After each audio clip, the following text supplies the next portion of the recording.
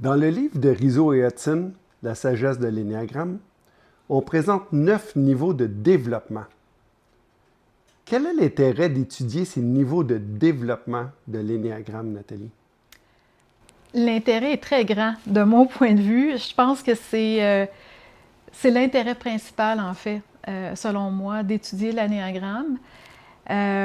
C'est d'ailleurs l'apport très important là, de Rizzo et Hudson dans le développement et la compréhension de l'anéagramme, les niveaux de développement. Donc, essentiellement, il y a 9 niveaux de développement, comme tu viens de le mentionner, qui sont catégorisés, les 9 types de personnalités, les 9 niveaux, en fait, sont catégorisés en 3 sous-catégories.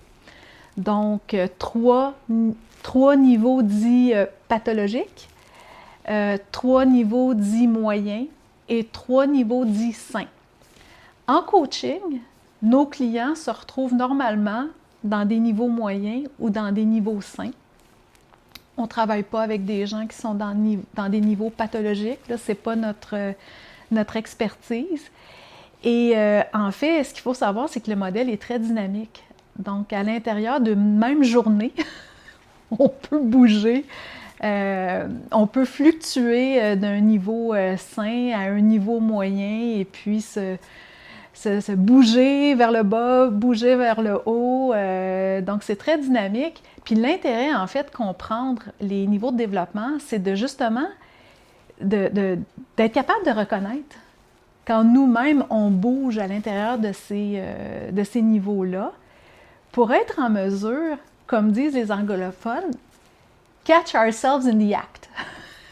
Donc, être capable de s'observer, puis d'être capable de s'attraper, puis de dire « Oh, un instant, il y a une réactivité, je régresse un peu, je perds mes moyens.